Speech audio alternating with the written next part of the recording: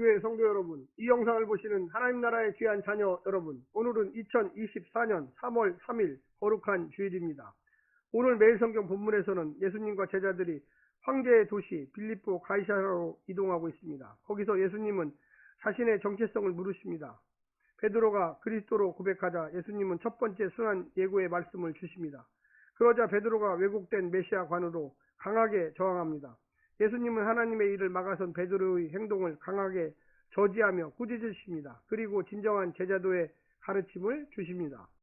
오늘 본문을 나누어 보겠습니다. 마가복음 8장 27절부터 30절, 빌립보 가이사랴에서의 신앙 고백 31절부터 33절, 첫 번째 순환 예고, 고난, 버림, 죽임, 부활을 가르치심, 베드로의 항변, 8장 34절부터 9장 1절, 제자도, 자기 부인과 십자가, 복음을 위하여, 하나님 나라가 임할 때.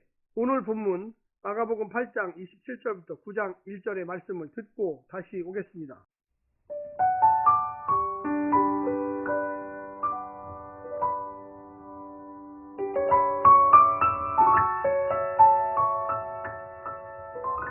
예수와 제자들이 빌립보 가이사랴 여러 마을로 나가실새 길에서 제자들에게 물어 이르되 사람들이 나를 누구라고 하느냐. 제자들이 여짜와 이르되 침례 요한이라 하고 더러는 엘리야 더러는 선지자 중에 하나라 하나이다.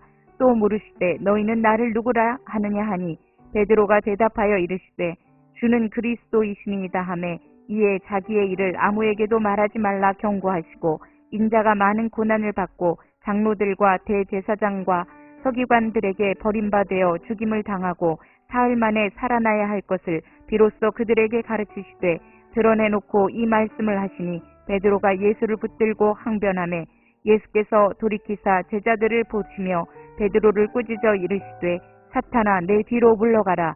내가 하나님의 일을 생각하지 아니하고 도리어 사람의 일을 생각하는도다 하시고 무리와 제자들을 불러 이르시되 누구든지 나를 따라오려거든 자기를 부인하고 자기 십자가를 지고 나를 따를 것이니라. 누구든지 자기 목숨을 구원하고자 하면 잃을 것이요 누구든지 나와 복음을 위하여 자기 목숨을 잃으면 구원하리라.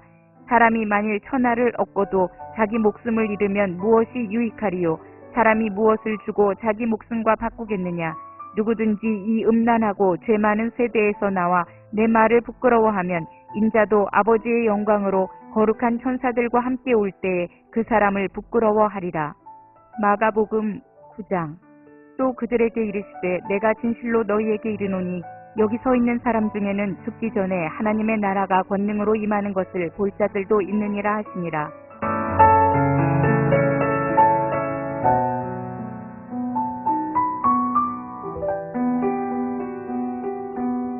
본 단락은 기독론과 제자도의 선명한 가르침을 제공합니다. 지금까지 예수님이 펼친 사역은 제자들에게 능력과 힘의 메시아 상을 심어주기에 충분했습니다. 그러나 예수님은 하나님의 일을 위한 길을 걸어가고 있습니다. 그 길은 고난을 통한 영광의 길입니다. 고난은 선택사항이 아닌 운명입니다. 왜곡된 기독론은 왜곡된 제자도를 낳습니다. 마가복음 중반에 제자들에게 올바른 기독론과 제자도를 가르치기 위해 예수님은 황제의 도시 빌립보 가이사라로 제자들을 이끄십니다. 본 단락은 갈릴리에서 예루살렘으로 사역의 전환을 만들고 있는 부분입니다. 오늘 본문을 세 부분으로 나누어 자세히 설명드리겠습니다. 첫 번째, 대중의 예수님 이해. 제자들만을 대상으로 한 제자 훈련이 시작됩니다. 예수님께서는 이제 십자가의 때가 되었다고 판단하신 것입니다. 자신이 떠나면 제자들이 작은 예수가 되어 하나님 나라를 전하는 사역을 감당해야 하고 복음을 전해야 합니다. 그러자면 먼저 그 복음과 복음의 주인공인 예수님 자신을 잘 알아야 한다고 생각하셨습니다. 먼저 예수님의 말씀과 기적을 경험한 대중이 자신을 어떻게 이해하고 있는지를 묻습니다. 그들은 한결같이 예수님을 메시아의 길을 예비하는 선지자로 알고 있었습니다. 다윗이나 모세와 같은 메시아를 기대하고 있었으니 초라한 예수님의 진면목을 제대로 알아볼 리가 없었습니다.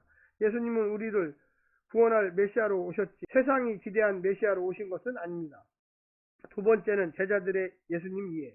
제자들은 예수님을 어떻게 이해하고 있을까요?